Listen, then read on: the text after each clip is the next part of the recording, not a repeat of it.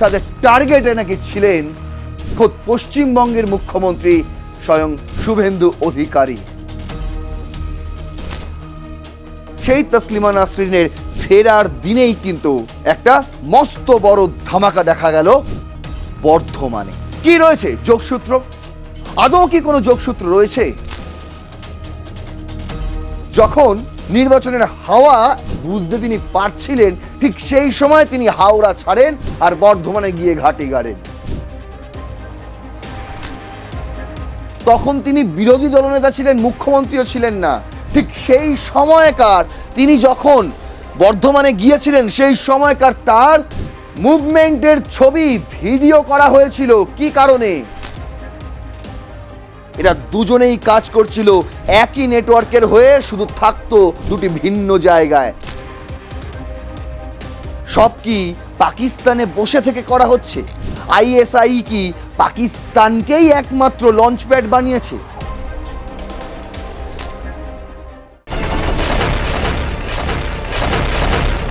গত 22 এবং 23শে জুলাই আসাম থেকে মোট 3 জনকে গ্রেফতার করেছিল সে রাজ্যের এসটিএফ।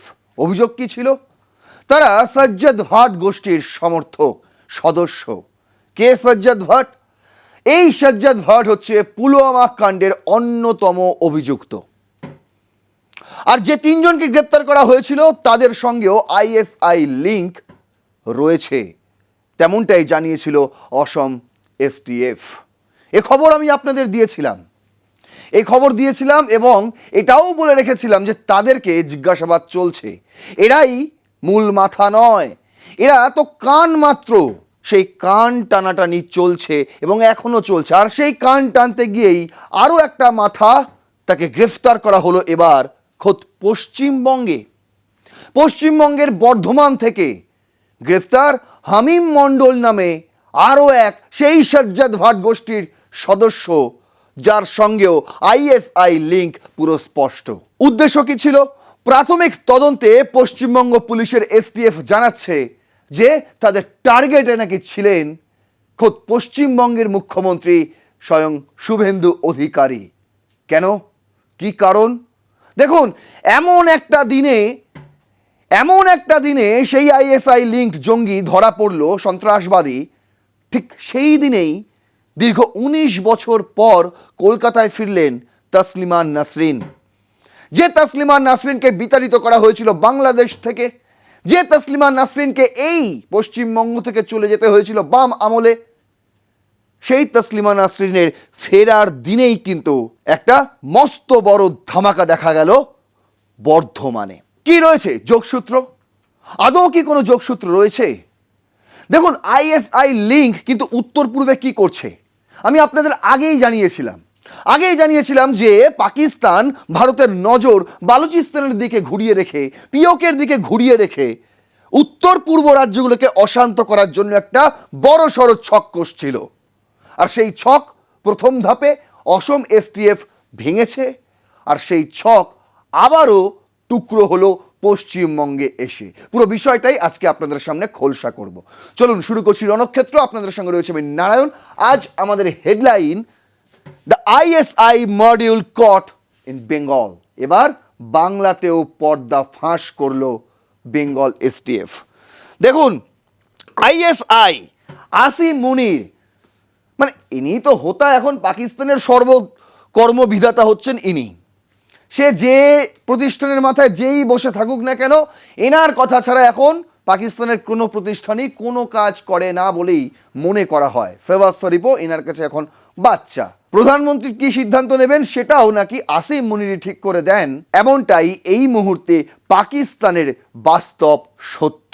আর সেখান থেকে দাঁড়িয়ে ভারতকে বারবার কেন অস্থিরতা ছড়ানোর জন্য পরিকল্পনা করছেন সেই আসিম মুনির, কি তার আসল উদ্দেশ্য, সেটাও জানতে পেরে যাবেন এই ভিডিওটা শেষ পর্যন্ত দেখলে।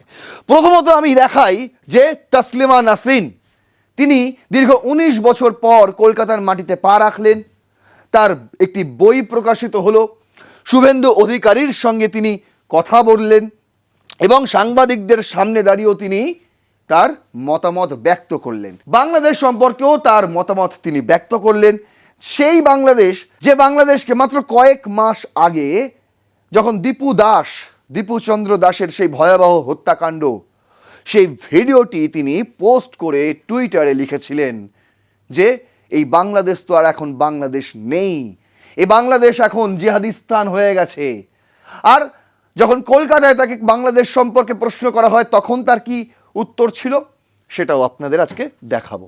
প্রথমত দেখাই দ্য ইন্ডিয়ান এক্সপ্রেসের সেই হেডলাইন, যেখানে তারা লিখেছিল Bangladesh author in exile Taslima Nasrin returns to Kolkata after 19 years. 19 বছর পর কলকাতায় পা রেখেই greeting the crowd which had been waiting patiently for her and welcome her with flowers. অনেকেই কলকাতা বিমানবন্দরে, দমদম বিমানবন্দরে তার জন্য অপেক্ষা করছিলেন, হাতে ফুল নিয়ে, ফুলের তোড়া নিয়ে, বুকে নিয়ে, এবং তাকে সংবর্ধনা জানানো হয় এবং তাদেরকে তিনি পাল্টা অভিনন্দন জানান। In a beaming Nasrin said it feels extremely good to be back. বিমানবন্দরে দাঁড়িয়ে তার ওই একটি লাইন বলতে পারেন সেটা গোটা কলকাতাবাসীর মন জয় করে নেয়। তিনি বলেন যে কলকাতায় ফিরে আমার খুবই ভালো লাগছে এবং স্পষ্ট বাংলায় সেই অভিমত তিনি ব্যক্ত করেন। এরপর যখন তিনি সাংবাদিক সম্মেলন মানে সাংবাদিকদের মুখোমুখি হন, ইন্ডিয়া টুডে করছে সেই হেডলাইন, তাকে বাংলাদেশ সম্পর্কে প্রশ্ন করা হয়েছিল। বলছে মে নেভার রিটার্ন টু বাংলাদেশ। তিনি বাংলায় স্পষ্ট বাংলায় বলেছেন মনে হয় এই জন্মে আর বাংলাদেশে ফেরা সম্ভব হবে না। তার কারণ তিনি ব্যক্ত করেননি সেভাবে, তিনি বাংলাদেশ সম্পর্কে বলতেই চাইনি মশাই, বাংলাদেশ নামটা পর্যন্ত তিনি শুনতে পর্যন্ত চাইছিলেন না। কেন, হোয়াই, আজকে সেটাই আপনাদের সামনে তুলে ধরব। বলছে তাসলিমা নাসরিন সেজ ইন্ডিয়া ইজ হার কান্ট্রি নাও। এখন ভারতই তার দেশ, এমনটাই তিনি মনে করেন। Taslima Nasrin return to Bangladesh seems impossible. তিনি বলছেন on the possibility of returning to Bangladesh, Nasrin said she remained pessimistic despite the political changes in the neighboring country. I don't think it will ever to be possible to return home to Bangladesh. I do not believe I will be able to go there in this lifetime. If it happens, it would be a miracle. বলছে যদি কখনো এটা হয়ে যায়, আমার এই জীবদ্দশায় যদি আমি কখনো বাংলাদেশ ফিরতে পারি, তাহলে সেটা হবে একমাত্র মিরাকেল, তাছাড়া আর কিছু নয়। Describing Kolkata as her home, Nasrin said she was happy to return to this part of Bengal and Kolkata. তিনি এখন নিজের দেশ ভারতকেই মনে করছেন এবং তিনি বাংলায় এবং কলকাতায় ফিরতে পেরে তিনি ধন্যবাদ জ্ঞাপন করেন। তিনি এও বলেছেন যে যখন খুশি মন চাইবে আমি এই পশ্চিমবঙ্গে আসব, বইমেলায় অংশগ্রহণ করব, যেমনটা আমি আগে করতাম। কিন্তু সেই তাসলিমা নাসরিনই কিন্তু বাংলাদেশকে মাত্র কয়েক মাস আগে জিহাদিস্তান বলে উল্লেখ করেছিলেন। তার কারণও ছিল যথেষ্ট কারণ। আজ আপনাদের সামনে আরও বেশ কয়েকটি কারণ তুলে ধরছি। যেই সময় তাসলিমা নাসরিন আগে থেকে একদম নির্ধারিত কর্মসূচি ছিল যে 31শে জুলাই তাসলিমা নাসরিন কলকাতার মাটিতে পা রাখছেন, আর এদিকেও কিন্তু একটা বড়সড় তদন্ত চলছিল বেঙ্গল এসটিএফের, আর সেই তদন্ত শেষমেশ গিয়ে দাঁড়ালো সেই একই দিনে বর্ধমানে। দ্য হিন্দু করছে 2 suspected JAC Mohammad অপারেটিভস held in West Bengal. এদের মধ্যে একজন বর্ধমানের। পশ্চিমবঙ্গ পুলিশের এসটিএফ পূর্ব বর্ধমানের বর্ধমান শহর থেকে জেএসি মোহাম্মদের সন্দেহভাজন অপারেটিভকে গ্রেফতার করেছে। বৃহস্পতিবার রাতে রেনেসা কমপ্লেক্সের ভাড়া বাড়ি থেকে হামিম মণ্ডল, প্রাথমিকভাবে তার নাম হামিদ মণ্ডল বলে শনাক্ত করা হয়েছিল প্রথমত, কিন্তু পরবর্তীকালে দেখা গেছে তার আসল নাম হচ্ছে হামিম মণ্ডল। তাকে আটক করা হয়। তিনি পূর্ব বর্ধমানের কুসুম গ্রামের বাসিন্দা এবং শুক্রবার বর্ধমান কোর্টে তাকে হাজির করানো হয়। সেখানে এসটিএফ কাস্টাডিও চেয়েছে, তার কাস্টাডিও হয়েছে।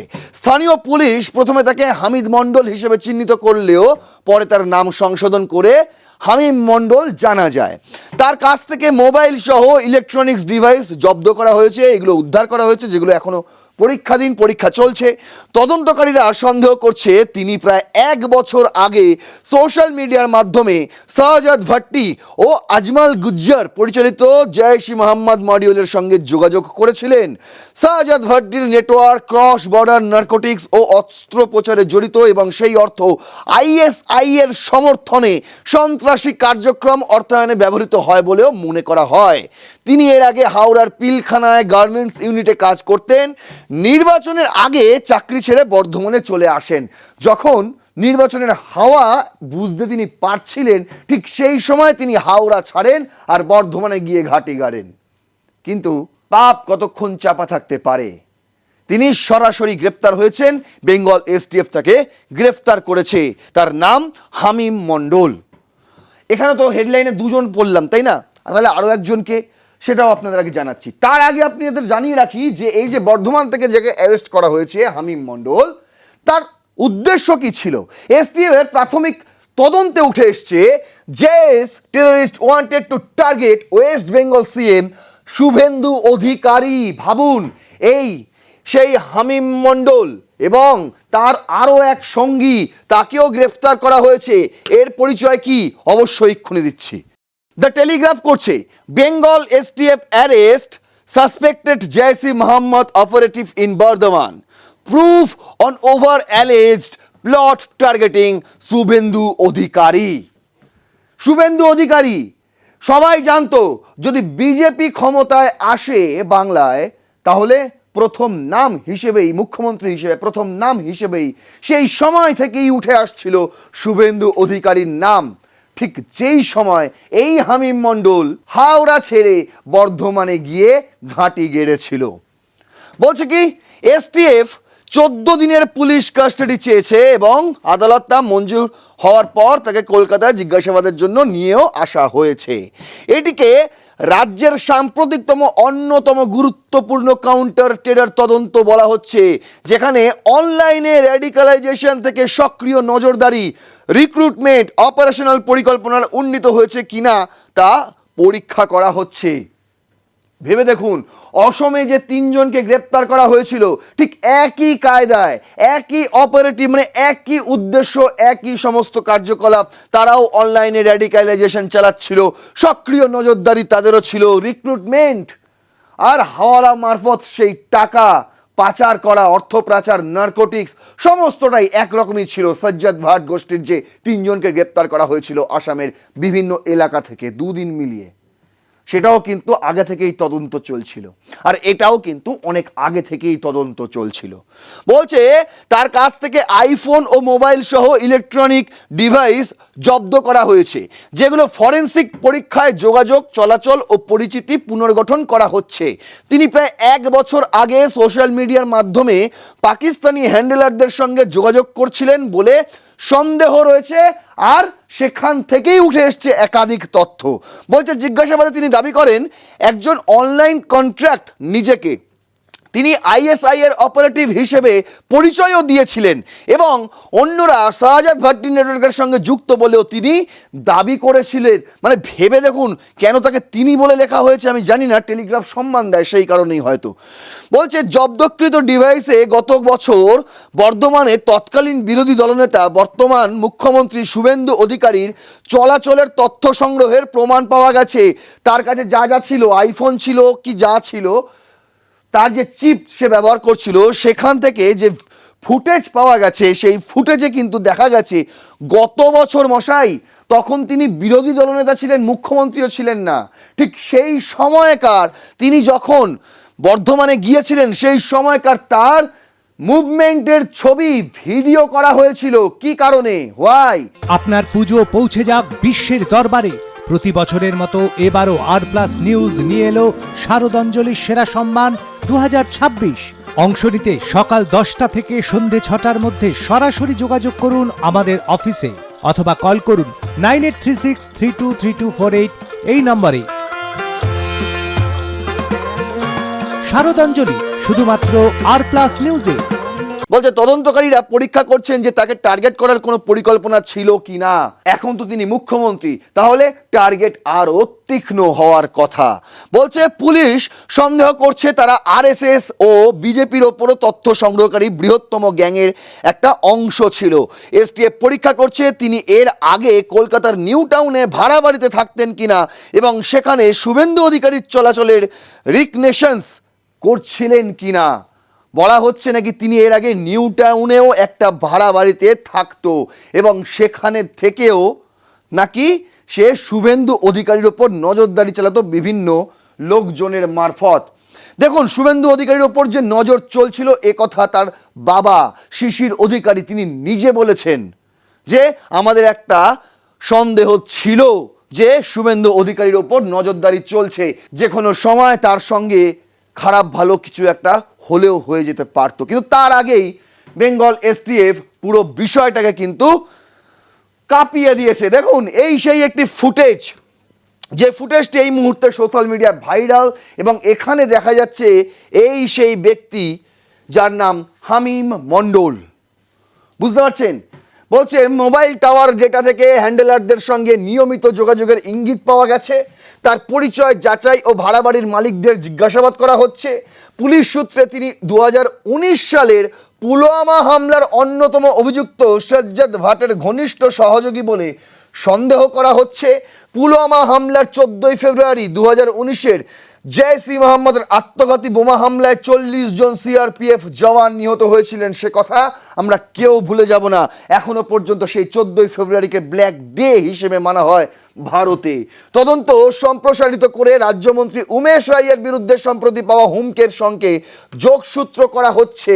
উমেশ রায় দাবি করেছিলেন পাকিস্তানি এজেন্সির নাম করে হুমকি ও বিজেপি অফিসের ছবি পাঠানো হয়েছিল। পূর্ব বর্ধমানে 2014 সালে খাগড়াগড় বিস্ফোরণে জেএমবি সংযুক্ত সন্ত্রাসী মডিউল উন্মোচিত হয়েছিল, যা এই হামলার এই এলাকার অতীতের সন্ত্রাস সংক্রান্ত ইতিহাস স্মরণ করিয়ে দেয়। জেইশ-এ মোহাম্মদ বলুন আর জামাত উল মুজাহিদিন সব কি পাকিস্তানে বসে থেকে করা হচ্ছে? আইএসআই কি পাকিস্তানকেই একমাত্র লঞ্চপ্যাড বানিয়েছে? আজ্ঞে না। দেখুন, তাহলে শুধু এটা জেএমই থাকতো, জেএমবি হতো না। বুঝতে পারছেন? জামাত উল মুজাহিদিন বাংলাদেশ। আর এরা যারা ভারতে প্রবেশ করছে, পশ্চিম বাংলায় বলুন বা অসমে বা ত্রিপুরাতে বা অন্যান্য উত্তর পূর্ব রাজ্যগুলিতে যারা এখনো ছড়িয়ে ছিটিয়ে আছে বলে সন্দেহ করা হচ্ছে এবং তদন্ত চলছে, তদন্তের স্বার্থে আমরাও আপনাদের সামনে পুরো বিষয় খোলসা করব না। আর সেখানে দাঁড়িয়ে যারা এই সমস্ত জায়গায় যাদের ছড়িয়ে দেওয়া হচ্ছে, আপনি কি মনে করেন সবাইকে পাকিস্তান থেকেই ডিরেক্ট হেলিকপ্টারে করে নামিয়ে দেওয়া হচ্ছে? আজ্ঞে না মশাই, বড় সড়ভাবে বাংলাদেশকে কাজে লাগানো হচ্ছে। বাংলাদেশকে এখন লঞ্চ প্যাড বানিয়েছে, জঙ্গি ছড়ানোর লঞ্চ প্যাড বানিয়েছে আইএসআই, পাকিস্তানের আইএসআই। আর পাকিস্তান যদি হয় জঙ্গিস্তান, তাহলে বাংলাদেশও জিহাদিস্তান না হওয়ার কিচ্ছু নেই, যেমনটা বলেছিলেন তসলিমা নাসরিন। বলছে কি রেডিফ করছে, আরো বিস্তারিত তথ্য আপনাদের সামনে তুলে ধরছি রেডিফ থেকে। বলছে suspected Jaish operative held in Bengal, STF probes spy network. মশাই, এখনো পর্যন্ত আপনারা ভাবছেন পশ্চিমবঙ্গে একজন, অসমে 3 জন, অন্যদিকে ঝাড়খণ্ড থেকেও আরো 1 জন, এই কজনই মোটে না, তা নয়। এরকম 1 জন 2 জন 3 জন করে আরো অনেকজন হয়তো ছড়িয়ে ছিটিয়ে রয়েছে এই মুহূর্তে অ্যাট এ টাইম উত্তর পূর্ব এবং সমগ্র ভারত জুড়ে। সেটা কে বলতে পারে? সেটা কে বলতে পারে? দেখুন, বলছে তার বিদেশি ফোন নাম্বার যাচাই করা হচ্ছে এবং মোবাইল টাওয়ার ডেটা বিশ্লেষণে বিদেশি হ্যান্ডেলারদের সঙ্গে নিয়মিত যোগাযোগের ইঙ্গিত পাওয়া গেছে। অভিযোগ উঠেছে হানি ট্র্যাপ অপারেশনের, যেখানে ঝাড়খণ্ডের বারহারোয়ার এক মহিলার সঙ্গে তার যোগসূত্র রয়েছে, যিনি ব্যক্তিগত সম্পর্কের মাধ্যমে আমলা ও রাজনৈতিক ব্যক্তিদের সংবেদনশীল তথ্য সংগ্রহের চেষ্টা করেছিলেন বলে সন্দেহ। এই মহিলাই হচ্ছে সেই মহিলা যেই মহিলাকে ঝাড়খণ্ড থেকে গ্রেপ্তার করা হয়েছে। কি নাম তার সেটাও বলবো। বলছে 2019 সালের পুলওয়ামা হামলার 40 জন সিআরপিএফ নিহত হয়েছিলেন, সেই ঘটনার অন্যতম অভিযুক্ত সজ্জাদ ভাটের সঙ্গে তারও সংযোগ রয়েছে কিনা সেটাও পরীক্ষা করা হচ্ছে, ওই মহিলার সরাসরি সংযোগ রয়েছে কিনা। ডিজিটাল প্রমাণ বিশ্লেষণের পরই নেটওয়ার্কের পূর্ণ বিস্তার, বিদেশি সংযোগ ও সহিংস কার্যক্রমের প্রস্তুতি ছিল কিনাও তা নির্ধারণ করা হচ্ছে। এসটিএফ মনে করে হামিম মণ্ডল পাকিস্তান ভিত্তিক হ্যান্ডেলারদের সমর্থিত সংগঠিত ক্রস বর্ডার গুপ্তচর নেটওয়ার্কের মাধ্যমে ভারতের সার্বভৌমত্ব ও জাতীয় নিরাপত্তার বিরুদ্ধে কার্যক্রমে তিনি জড়িত ছিল। দেখুন কোন মহিলাটা, এই হচ্ছে সেই মহিলা যাকে ঝাড়খণ্ড থেকে গ্রেপ্তার করা হয়েছে। আর এই হচ্ছে এলাকার সমস্ত লোকজনের খবরাদবর এ পাচার করত ওই হামিম মণ্ডলের কাছে। যেমনটা বলা হচ্ছে যে ব্যক্তিগত সম্পর্কের মাধ্যমে আমলা রাজনৈতিক ব্যক্তিদের সংবেদনশীল তথ্য, এক ধরনের হানি ট্র্যাপ বলতে পারেন মশাই, এক ধরনের হানি ট্র্যাপ, সেই মহিলাকে ব্যবহার করা হতো। আর সেই মহিলার নাম কি? ঝাড়খণ্ড থেকে গ্রেপ্তার করা হয়েছে, এখনো পর্যন্ত বলে দিলাম, এবার নাম বলবো আপনাদের। বলছে নিউজ 18 করছে, suspected terror recruit held in West Bengal, probe points to all alleged online radicalisation. Paschimbanga STF বর্ধমানের একটি আবাসিক কমপ্লেক্সের ফ্ল্যাট থেকে রেনেসা কমপ্লেক্স হামিম মণ্ডলকে গ্রেপ্তার করেছে। সে সন্ত্রাসী রিক্রুটার ছিল বলে মনে করা হচ্ছে এই মুহূর্তে। কর্মকর্তারা মনে করেন এই হামলার সোশ্যাল মিডিয়ার মাধ্যমে অনলাইন রেডিকালাইজেশন এবং চরমপন্থী নেটওয়ার্কের রিক্রুটমেন্টের ভূমিকা স্পষ্ট হয়েছে। হামিম মণ্ডল সজ্জাদ ভাট গ্রুপের সঙ্গে যুক্ত ছিলেন এবং স্থানীয় ফ্যাসিলিটেটরদের হিসেবে কাজ করছিলেন বলেও কিন্তু তিনি পশ্চিমবঙ্গ থেকে তথ্য সংগ্রহ এবং পাঠানোর পাশাপাশি কাশ্মীর ভিত্তিক মডিউলের সঙ্গেও নিজের বিশ্বাসযোগ্যতা প্রতিষ্ঠার চেষ্টা করছিলেন। তিনি পূর্ব বর্ধমানের মন্তেশ্বরের বাসিন্দা এবং বিকমের দ্বিতীয় বর্ষ পর্যন্ত পড়াশোনা করে পরে হাওড়ার একটি গেঞ্জি তৈরির ইউনিটে কাজ করতেন। তার র্যাডিকালাইজেশন অনলাইনে শুরু হয়েছিল এবং ইনস্টাগ্রাম প্রোফাইলের মাধ্যমে সন্ত্রাসী রিক্রুটারদের নজরে পড়েছিলেন। সজ্জাদ ভাট গ্রুপের সঙ্গে যুক্ত ব্যক্তিদের সঙ্গে যোগাযোগ স্থাপন করে অনলাইন আলোচনা থেকে মতাদর্শগত ইন্ডো কান্ট্রি নেশনে পৌঁছেছিলেন। তার মোবাইলের হোয়াটসঅ্যাপ চ্যাট থেকে মন্ত্রী উমেশ রায়কে অপহরণের পরিকল্পনার ইঙ্গিত পাওয়া গেছে। তিনি এই অভিযুক্ত পরিকল্পনার জন্য 2-3 জন যুবককে রিক্রুট করার চেষ্টাও করেছিলেন বলে সন্দেহ করা হচ্ছে। উমেশ রায় এই ষড়যন্ত্র সম্পর্কে অবগত ছিলেন না। জিজ্ঞাসাবাদের সময় ওই ব্যক্তি তদন্তকারীদের বিভ্রান্ত করার চেষ্টা করেছিল এবং ডিজিটাল প্রমাণ বিশ্লেষণ করা এখনো চলছে। তদন্ত সম্প্রসারিত হয়ে তার বান্ধবী অর্পিতা সরকারকে ঝাড়খণ্ডের সাহিবগঞ্জ থেকে এসটিএফ গ্রেফতার করেছে। সেই মহিলার নামই হলো অর্পিতা সরকার। একটি হলো হামিম মণ্ডল, আরও একটি হলো অর্পিতা সরকার। এরা দুজনেই কাজ করছিল একই নেটওয়ার্কের হয়ে, শুধু থাকতো দুটি ভিন্ন জায়গায়। একজন থাকতো বর্ধমানে, আরেকজন থাকতো ঝাড়খণ্ডে।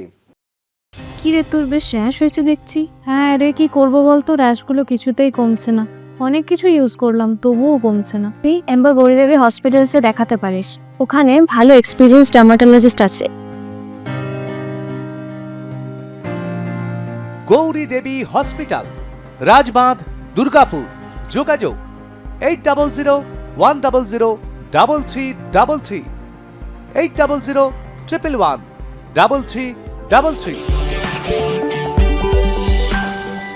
দেখুন, তারপরে বলছে অর্পিতা সরকারও একই মডিউলের সঙ্গে যুক্ত বলে সন্দেহ এবং তাকে বর্ধমান পুলিশ স্টেশনে নিয়ে এসে কোর্টে হাজির করে কাস্টাডি চাওয়া হচ্ছে।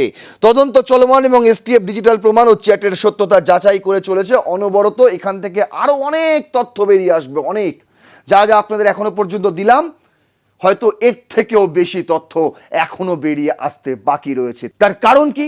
তার কারণ হচ্ছে গিয়ে যে জম্মু কাশ্মীরে পাকিস্তান কিন্তু আবারও তাদের সন্ত্রাসী কার্যকলাপ পুরো দমে শুরু করে দিয়েছে। কিছুদিন আগেই আপনারা আমি বলছিলাম না, 2 পুলিশ জওয়ান তাদেরকে আহত করেছিল, তারা এই মুহূর্তে মারা গেছে। দ্য ওয়্যার করেছে, policeman killed in first terrorist attack in Kashmir since Pahalgam. কবে ঘটেছিল? 22শে জুলাই। 22শে জুলাই। এবার আপনাদের একদম টাটকা খবর শোনাচ্ছি। এটা হচ্ছে 1 আগস্টের খবর। দ্য নিউ ইন্ডিয়ান এক্সপ্রেস করছে, 2 laborers from Chhattisgarh killed in terror attack in Jammu Kashmir Kulgram. কুলগামে দুজন ছত্তিশগড়ের শ্রমিক তারা কাজ করতেন, তাদেরকে সন্ত্রাসবাদীরা হামলা করেছে এবং তাদের প্রাণ গিয়েছে। এগুলো এখন চলছে অনবরত। ভারতকে উত্তপ্ত করার সমস্ত ষড়যন্ত্র পরিকল্পনা চলছে, বুঝতে পারছেন? আর এই হচ্ছে সেই খবরের হেডলাইন। গত 25শে জুলাই দ্য হিন্দু করেছিল, Assam police arrest 3 linked to Pakistan বেসে শাহজাদ ভাট্টি টেরর নেটওয়ার্ক। এই খবরটাও আমি আপনাদের দিয়েছিলাম। তাদের কাছ থেকে উদ্ধার হয়েছিল 5টি মোবাইল, 7টি sim card, Aadhaar card, fraud Aadhaar card, bank passbook, debit card, এই সমস্ত বিভিন্ন ডকুমেন্ট, যেগুলো থেকে এটাও প্রমাণ পাওয়া গেছিল যে তারাও নাকি অনলাইনে র্যাডিক্যালাইজেশনের কাজ করত এবং এই নেটওয়ার্কটা আরও ছড়িয়ে দেওয়ার দায়িত্ব ছিল এদের ওপর।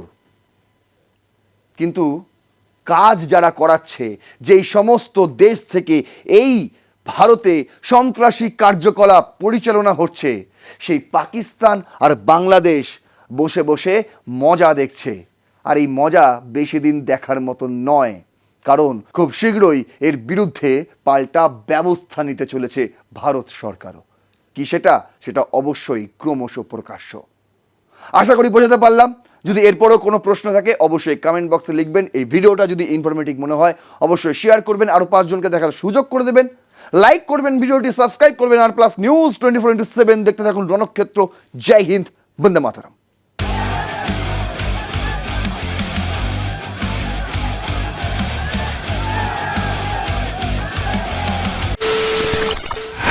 খবরের নামে প্রতিদিন সন্ধে আপনার ড্রয়িং রুমে কি শুধুই চিৎকার চেঁচামেচি খেয়ে আসে? বিতর্কের নামে চলে গালাগালি আর কাদা ছোড়াছুড়ি। এবার সময় পরিবর্তনের, কারণ আমরা কান ফাটানো চিৎকারে বিশ্বাস করি না। আমরা বিশ্বাস করি খবরের সত্যতায়। আমরা কোনো পক্ষের হয়ে গলা ফাটাই না, আমরা সাধারণ মানুষের হয়ে প্রশ্ন তুলি। চিৎকার নয়, শুধু খবর হবে যেখানে বিতর্ক আছে কিন্তু কুৎসিত ঝগড়া নেই। সঠিক তথ্য, বিশ্বস্ত খবর। নজর রাখুন আর প্লাস নিউজে।